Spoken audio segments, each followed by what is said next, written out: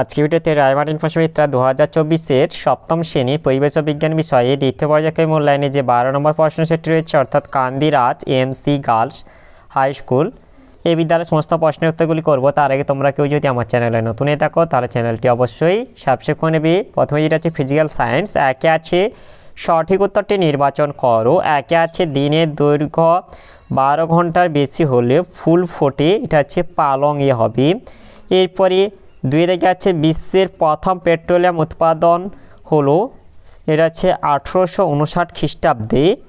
এরপরে তিন দিকে আছে গাড়িতে থাকে, এটা হচ্ছে সেকেন্ডারি সেল হবে। এরপর দুই দিকে আছে শূন্যস্থান পূরণ করো। একে আছে উইন্ডমিল স্থাপন করা হয় যেখানে বায়ু শক্তি বেশি। এরপরে দুই দিকে আলোর বিচ্ছুরণ আবিষ্কার হয় 1666 খ্রিস্টাব্দে। এরপর তিন দিকে আছে অতি সংক্ষিপ্ত উত্তর দাও। একে আছে সোলার ক্যালকুলেটরে আলোক শক্তি এটা কোন শক্তিতে রূপান্তরিত হয়, এটা হবে সোলার ক্যালকুলেটরে আলোক শক্তি তড়িৎ শক্তিতে রূপান্তরিত হয়। এরপর দিয়ে গেছে এক্স রে কি, সাধারণ আলোক রশ্মির তুলনায় 1000 গুণ ছোট তরঙ্গ দৈর্ঘ্য বিশিষ্ট উচ্চ ভেদ ক্ষমতা সম্পন্ন অদৃশ্য বিকিরণকে বলা হয় এক্স রশ্মি বা এক্স রে। এরপরে তিনি আছে ফিউজ তার কী কাজে লাগে। ফিউজ তারের বর্তনীকে উচ্চ তড়িৎ প্রবাহ থেকে রক্ষা করার উপায়। ফিউজ তারের উপাদানে গলনাঙ্ক খুব কম এবং রোধ যথেষ্ট উচ্চমানের হয়। ফিউজ তারে উচ্চ রোধের কারণে বেশি তাপ উৎপন্ন হয় এবং কম গলনাঙ্কের কারণে অল্প তাপেই তারটি গলে গিয়ে বিদ্যুৎ সংযোগ বিচ্ছিন্ন করে। বর্তনীর কোনো অংশ যে কোনো কারণে তড়িৎ প্রবাহ মাত্রা অনুমোদনযোগ্য সর্বোচ্চ মানের বেশি হলে ফিউজ তার খুব উত্তপ্ত হয় এবং সহজেই গলে গিয়ে ছিন্ন হয়। ফলে বর্তনী বা ব্যবহৃত দামি বৈদ্যুতিক যন্ত্রগুলি অতিরিক্ত তাপের প্রভাবে ক্ষতিগ্রস্ত হওয়ার হাত থেকে রক্ষা পায়। এরপরে চারিটা আছে চৌম্বক অক্ষ কাকে বলে। চুম্বকের দুই মেরু সংযোগকারী কাল্পনিক সরলরেখা যা চুম্বকের উভয় পার্শ্বে অসীম পর্যন্ত বিস্তৃত থাকে বলে বিবেচনা করা হয় তাকে চৌম্বক অক্ষ বলা হয়। এরপরে চারিদিকে যেটা আছে সংক্ষিপ্ত উত্তর দাও।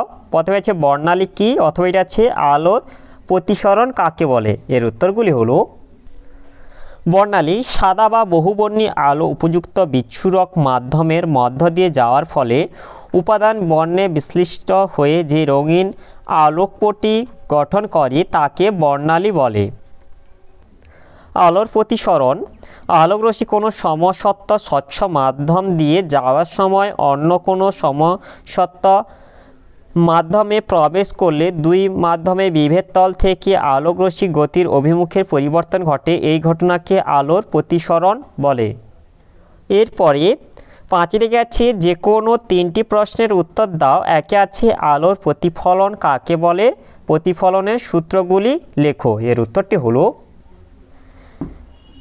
আলোর প্রতিফলন একটি নির্দিষ্ট মাধ্যমের মধ্য দিয়ে অগ্রসর হয়ে আলোক রশ্মি যদি দ্বিতীয় কোনো মাধ্যমে আপতিত হয় তবে মাধ্যম দুটির বিভেদ তল থেকে দিক পরিবর্তন করে আপতিত আলোক রশ্মির কিছু অংশ আবার প্রথম মাধ্যমে ফিরে আসে, এই ঘটনাকে বলা হয় আলোর প্রতিফলন।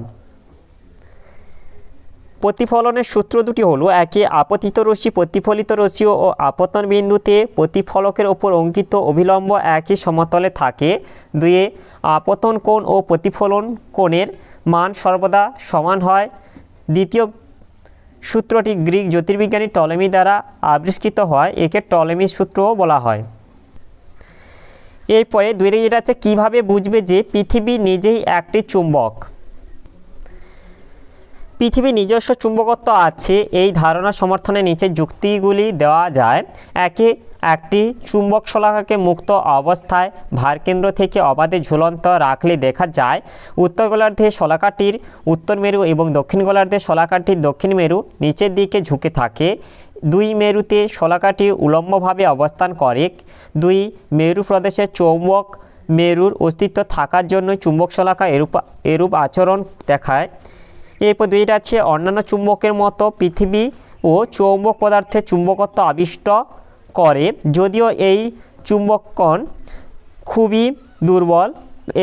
এই কারণে উত্তর দক্ষিণমুখী অবস্থানে শায়িত লোহার বর্গা সেতুর কাঠামো উলম্ব অবস্থানে থাকা লোহার রেলিং বা স্তম্ভ দীর্ঘদিন ওইরূপ অবস্থানে থাকলে ক্ষীণ চুম্বকত্ব লাভ করে। পৃথিবীর উত্তর গোলার্ধে এগুলির নিম্ন প্রান্তে এন মেরু ও দক্ষিণ গোলার্ধে এস মেরু আবিষ্ট হয়। এরপরে তিনটা আছে বাধাহীনভাবে ঝুলন্ত একটি চুম্বক শলাকার অক্ষ নিরক্ষরেখা ছাড়া অন্যান্য সমস্ত অঞ্চলে সম্পূর্ণ অনুভূমিক থাকে না। উত্তর গোলার্ধে শলাকার উত্তর মেরু নিচের দিকে এবং দক্ষিণ গোলার্ধে দক্ষিণ মেরু সামান্য ভূপৃষ্ঠের দিকে ঝুঁকে থাকে। দুই মেরুতে শলাকাটি সম্পূর্ণ উলম্ব অবস্থানে এবং নিরক্ষরেখায় অনুভূমিকভাবে অবস্থান করে। মেরু প্রদেশে যে অবস্থান দুটিতে শলাকা সম্পূর্ণ উলম্ব থাকে তাদের চৌম্বক উত্তর মেরু ও দক্ষিণ মেরু নামে চিহ্নিত করা হয়। এরপরে তিনটা আছে তড়িৎ চুম্বকের ব্যবহারগুলি লেখো। তড়িৎ চুম্বকের ব্যবহারগুলি হলো, একটি হচ্ছে বিনোদনমূলক উপকরণ, বিভিন্ন খেলনা, অডিও বা ভিডিও ক্যাসেট, কম্পিউটারে হার্ড ডিস্কে তড়িৎ চুম্বক ব্যবহৃত হয়। দুই, ব্যবসায়িক লেনদেন, এটিএম কার্ড, ক্রেডিট কার্ড যেগুলি ব্যবসায়িক লেনদেনে সাহায্য করে তাতেও তড়িৎ চুম্বক ব্যবহৃত হয়। তিনে, গণনার কাজে, কম্পিউটারে হার্ড ডিস্ক, ইলেকট্রনিক মিটার গণনার কাজে ব্যবহার করা হয়। চারে, শক্তি রূপান্তরে, বৈদ্যুতিক মোটরে তড়িৎ শক্তি যান্ত্রিক শক্তিতে রূপান্তরিত হয়। ডায়নামোতে যান্ত্রিক শক্তি তড়িৎ শক্তিতে রূপান্তরিত হয়ে থাকে। কলিং বেলে তড়িৎ শক্তি শব্দ শক্তিতে রূপান্তরিত হয়। এরপর পাঁচটা আছে ডাক্তারি কাজে, চোখের ভিতর থেকে লোহার সূক্ষ্ম চূর্ণ বের করতে ডাক্তাররা বিশেষ ধরনের তড়িৎ চুম্বক ব্যবহার করেন। এরপরে চারটা আছে পরিবেশ বান্ধব শক্তি হিসেবে বায়ু শক্তি ব্যবহারের সুবিধাগুলি কি কি? এর উত্তরটি হলো, বায়ুশক্তি ব্যবহারের সুবিধাগুলি হলো, এক হচ্ছে মুখ্য উপাদান বায়ু বিনা খরচে আহরণযোগ্য। দুয়ে, বায়ুকলের গঠন সরল, ছোট আকারে এবং প্রতিস্থাপন সহজ। তিনে, যে কোনো স্থানে এমনকি কৃষিক্ষেত্রেও বায়ুকল বসানো যায়। চারে, কোনো দূষণ ঘটায় না এবং কোনো বর্জ্য পদার্থ উৎপন্ন হয় না। পাঁচে, একবার বসালে দীর্ঘদিন চলে। ছয়ে, বায়ুকল বসানো এবং রক্ষণাবেক্ষণের খরচ অপেক্ষাকৃত কম, তাই পদ্ধতিটি অধিক দক্ষতা সম্পন্ন। এরপরে লাইফ সায়েন্সে একইটা আছে সঠিক উত্তরটি নির্বাচন করো। ফুলের কোন অংশ থেকে বীজ তৈরি হয়? এটা হচ্ছে ডিম্বক হবে। এরপর দুই আছে মূলরোমের কাজ কি? মূলরোমের কাজ হলো মাটি থেকে জল ও খনিজ লবণ সংগ্রহ করে। দুই হচ্ছে উদ্ভিদকে মাটির সঙ্গে দৃঢ়ভাবে আবদ্ধ রাখে। এরপরে তিনে রেখেছে যে কোনো একটি প্রশ্নের উত্তর দাও। একে আছে ব্যাপন কাকে বলে? ব্যাপন যে পরোক্ষ ভৌত প্রক্রিয়ায় নিজস্ব গতিশক্তির প্রভাবে পদার্থের অণু বা আয়নগুলি তাদের বেশি ঘনত্বের স্থান থেকে তাদের কম ঘনত্বের স্থানে স্বতঃস্ফূর্তভাবে ছড়িয়ে পড়ে এবং সমঘনত্বের অবস্থা তৈরি করে, তাকে ব্যাপন বলে। এরপরে দুইটা আছে রূপান্তরিত কাণ্ড কাকে বলে? রূপান্তরিত কাণ্ড খাদ্য সঞ্চয়, আত্মরক্ষা, জনন, প্রতিকূল পরিবেশে বেঁচে থাকা প্রভৃতি বিভিন্ন কাজ সম্পাদনের জন্য বিশেষভাবে পরিবর্তিত কাণ্ডকে রূপান্তরিত কাণ্ড বলে।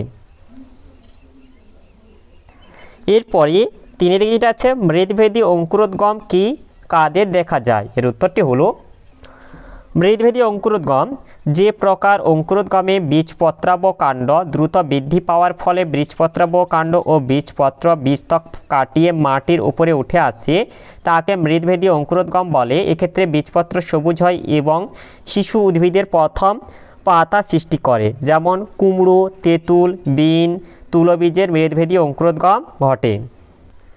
তাহলে আজকের ভিডিওতে আমরা সপ্তম শ্রেণী পরিবেশ বিজ্ঞান বিষয়ে যে 12 দাগে কান্দিরাজ এমসি গার্লস হাই স্কুল এই বিদ্যালয়ের সমস্ত প্রশ্নের উত্তরগুলি শেষ করলাম। আর তোমরা কেউ যদি আমার চ্যানেলটা এখনও সাবস্ক্রাইব করে রাখোনি তাহলে চ্যানেলটা অবশ্যই সাবস্ক্রাইব করে নেবে। ভিডিওটি ভালো লাগলে ভিডিওটিকে অবশ্যই লাইক, কমেন্ট ও শেয়ার করতে ভুলবে না।